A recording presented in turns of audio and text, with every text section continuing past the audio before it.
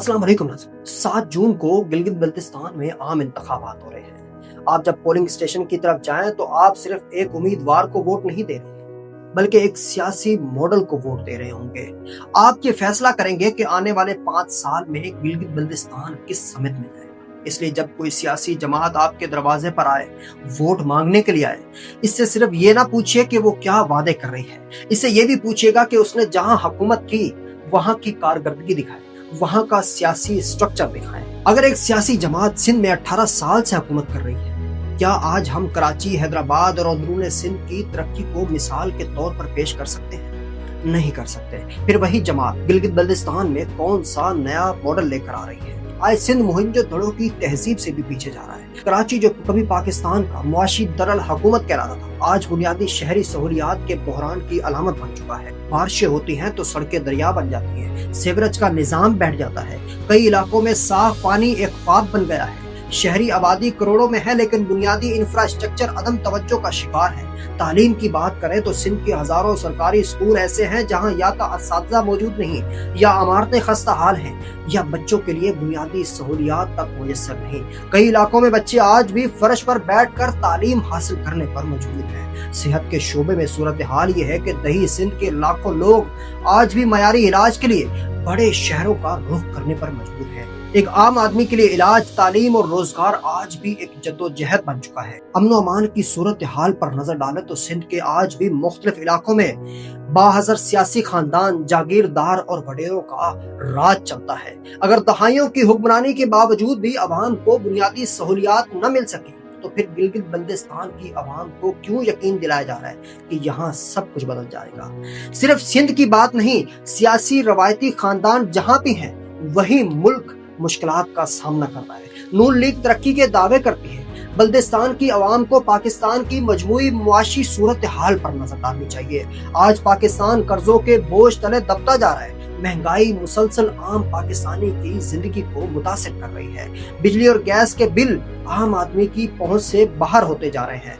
नौजवान के लिए रोजगार के मौके महदूद होते जा रहे हैं। आखिर वो कौन सा तरक्याती मॉडल है जिसके बावजूद एक आम पाकिस्तानी की जिंदगी आसान होने के बजाय मजीद मुश्किल होती जा रही है? गिलगित बल्तिस्तान की आवाम को ये सवाल पूछने चाहिए, और जरूर पूछने चाहिए, क्योंकि वोट सिर्फ एक दिन के लिए नहीं होता। वोट आने वाली नस्लों के मुस्तकबिल का फैसला करता है। और गिलगित बल्तिस्तान की आवाम को सबसे पहले अपने खित्ते की जमीनी हकीकतों का इदराक होना चाहिए।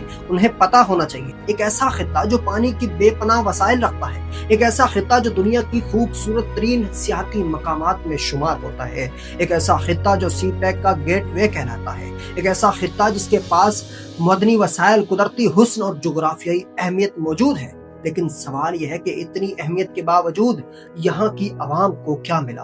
पानी के वसी वसाइल के बावजूद बिजली का बहरान क्यों मौजूद है? गंदम की सब्सिडी के मसले पर आवाम को सड़कों पर क्यों आना पड़ा? सियाहत के बेपनाह सलाहियत के बावजूद जदीद इंफ्रास्ट्रक्चर क्यों न बन सका? अस्पतालों और तालीमी इदारों की हालत क्यों बदतर से बदतर होती जा रही है? नौजवान रोजगार के लिए बड़े शहरों का रुख करने पर क्यों मजबूर है?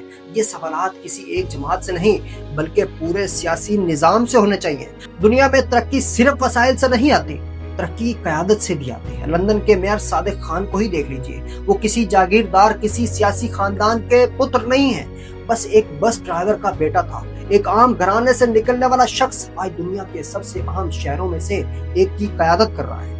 अमेरिका में ज़ोहरान ममदानी जैसे सियासतदान नौजवान रिहाइश, ट्रांसपोर्ट और आम आदमी के मसाइल को अपनी सियासत के मरकज के तौर पर सामने रखता है। उसकी शनाख्त किसी सियासी खानदान से नहीं बनी, बल्कि अवामी मसाइल पर बात करने से बनी। ब्राजील के सदर एक मजदूर के तौर पर अपनी जिंदगी शुरू करते हैं, फैक्ट्रियों में काम करते हैं, मजदूर तहरीक से उभरते हैं, बगैर किसी सियासी खानदान के सपोर्ट के बगैर आज ब्राजील के सदर हैं। सिंगापुर की मिसाल दुनिया के सामने है।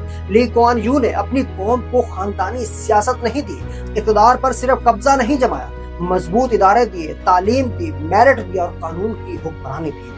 आज एक छोटे से मुल्क को तरक्की याफ्ता रियासत में तब्दील कर दिया।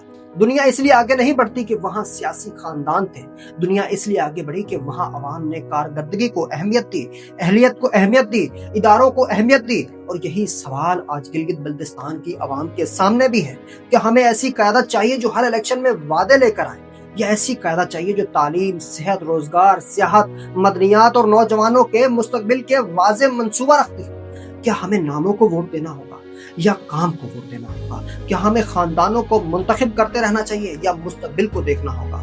دنیا بھر میں کامیاب سیاسی رہنما اچانک آسمان سے نہیں اترتے، وہ بلدیاتی نظام سے نکلتے ہیں، یونین کونسل سے نکلتے ہیں، میونسپل اداروں سے نکلتے ہیں، وہ عوام کے درمیان رہتے ہیں اور وہیں سے نکلتے ہیں، وہ سڑک، پانی، صفائی اور تعلیم، صحت کے مسائل حل کرتے کرتے آگے آتے ہیں۔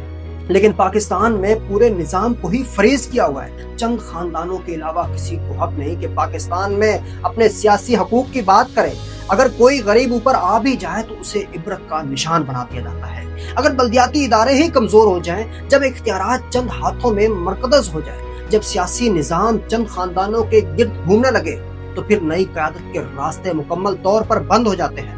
پھر ہر الیکشن میں وہی چہرے سامنے آتے ہیں، وہی خاندان سامنے آتے ہیں، وہی وعدے دہرائے جاتے ہیں، اور پھر اگلے 5 سال بعد وہی نتائج سامنے آتے ہیں۔ گلگت بلتستان کی عوام کو صرف امیدوار نہیں دیکھنا، انہیں سیاسی ماڈل کو دیکھنا چاہیے۔ کیا وہ ماڈل ایسا ہے جس میں طاقت عوام تک منتقل ہو، یا ایک ایسا ماڈل ہے جس میں طاقت چند لوگوں تک محدود رہ جائے؟ کیا وہ نظام نوجوان کو آگے آنے کا موقع دیتا ہے یا صرف پرانے سیاسی ڈھانچے کو مضبوط کرتا ہے؟ دنیا کی کامیاب ریاستوں نے ایک بات پہلے ہی سمجھ لی تھی، مضبوط ملک صرف سڑکوں اور عمارتوں سے نہیں بنتے، مضبوط ملک اداروں سے بنتے ہیں، مضبوط بلدیاتی نظام سے بنتے ہیں، شفاف احتساب سے بنتے ہیں، معیاری تعلیم سے بنتے ہیں، اور سب سے بڑھ کر عوامی شراکت داری سے بنتے ہیں۔ 7 جون کو گلگت بلتستان کی عوام کے سامنے بھی یہی سوال ہے، کیا ہم ایک بار پھر شخصیات کو ووٹ دیں گے، یا ایک ایسے نظام کو منتخب کریں گے جو آنے والی نسلوں کے لیے نئی قیادت پیدا کر سکے؟ کیا ہم روایت کو ووٹ دیں گے یا کارکردگی کو چنیں گے؟ کیا ہم نعروں کو ووٹ دیں گے یا نتائج کو دیکھیں گے؟ کیونکہ قوموں کا مستقبل صرف اس بات سے طے نہیں ہوتا کہ ووٹ دو اور گھر آ کے بیٹھ جاؤ، بلکہ اس بات سے بھی طے ہوتا ہے کہ حالات کو سمجھو اور اس کے مطابق فیصلہ کرو۔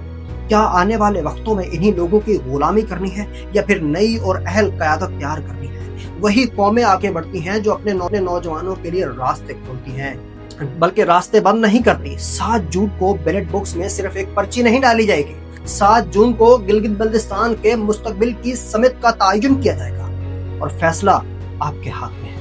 اللہ نگہبان۔